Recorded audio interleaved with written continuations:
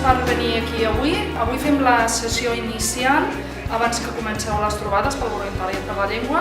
Us heu apuntat bé com a voluntaris o bé com a aprenents i bé, hem considerat que us havíem de donar una sèrie de consignes perquè l'activitat surti com pretenem.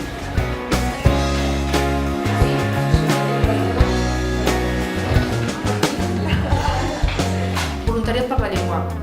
N'heu sentit a parlar abans d'avui? Us sona alguna cosa? En sabeu alguna cosa? Heu llegit alguna informació en alguna banda?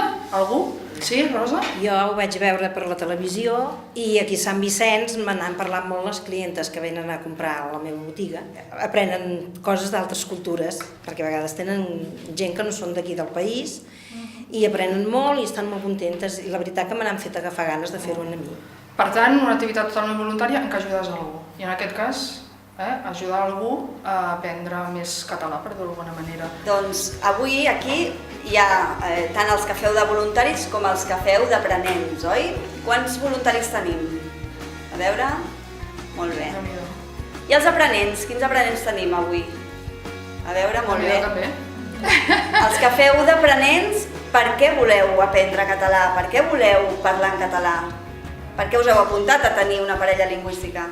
Jo m'he apuntat per aprendre el català perquè tinc una filla, per ajudar-la a fer els deures, també per trobar un millor treball, perquè abans he tingut molt inconvenients. Jo soc catalana, però mai no he parlat català, soc castellano parlant, i ha arribat un moment que necessito posar d'acord el meu cap amb el meu cor i parlar català. Jo sóc la Rosa, sempre he volgut estudiar català, sempre. No ho podia fer mai per motius de feina i ara, com que estic a l'atur, doncs aprofito.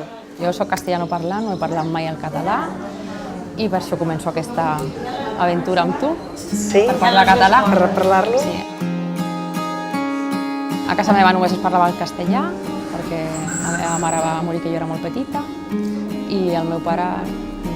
La meva àvia no sabia parlar català i ell només parlava castellà per la iaia.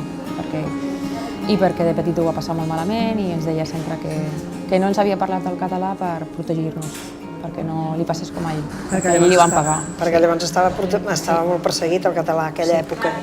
I ell ho va passar molt malament i sempre em deia el mateix. I jo ara ja he dit, fins aquí. A partir d'ara tinc que començar a parlar català i per això que estic fent lo de la parella lingüística. Però, doncs, per no parlar-lo, parles molt bé. Perquè no m'atreveixo, és més la vergonya o no sé què dir-te.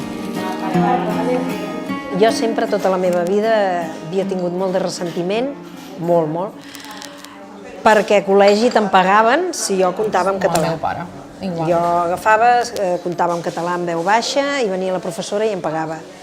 Llavors, com que em pagaven, jo estava molt ressentida, amb què jo no havia pogut aprendre a escriure el català, amb què em renyaven si el parlava, i jo vaig pensar que jo havia d'ajudar les persones que volien aprendre el català a ajudar-los a parlar el català. I m'hi vaig posar, i jo no sóc conscient de si ajudo o no ajudo. Sí que ajudes. Però penso que, a mi em pots ajudar com a moltíssim. mínim, tenen una facilitat per poder... Una estona que poden parlar en català amb tranquil·litat. Sí. I de totes maneres, si t'equivoques no passa res. Ja, bueno. Si t'equivoques el pots corregir. Sí. Clar. Ja veuràs com el parlaràs. Mica, no? Sí, home, sí, com sí. Podríem anar un dia a passejar al riu. Un dia a anem mi a m'agrada passejar. molt passejar. A mi també. Anirem a caminar pel riu, ja t'ensenyaré el riu.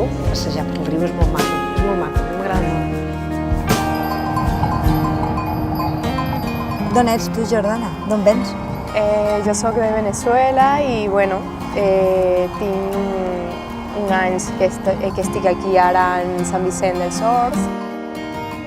He viscut 8 anys en Andorra. 8 anys has estat a Andorra? Sí. Home, doncs allà el català es parla, no? Sí, és la llengua... És oficial? Sí, és oficial, és la llengua oficial del país.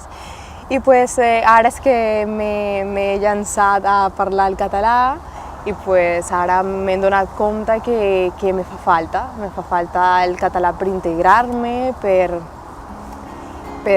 conèixer més de la teva cultura. Jo a casa meva sempre hem parlat el català, però el meu pare era castellà, però amb ell parlava castellà, però bueno, ell l'entenia i a casa parlàvem en català. Però jo sóc de l'època que jo no vaig estudiar català. Llavors, clar, jo parlar-lo sí, però escriure tinc moltes faltes i no en sé. Molta gent, Sí, no? i vaig anar al servei de català de Vallirana. La noia molt maca, la Imma, em va dir: home, aquí no tenim el teu nivell, però pots anar a Sant Vicenç dels Horts. I vaig dir: som-hi! I me'n vaig anar a Sant Vicenç. Jo no coneixia Sant Vicenç dels Horts, ja el tinc al costat, però, bueno, no hi vinc mai. I ara, gràcies al català, doncs l'he conegut. I faig classes de català, faig l'intermedi 3, i aprenc a escriure català, i llavors em van proposar de fer parella lingüística, i sí, no m'ho vaig pensar, em va semblar una idea fantàstica.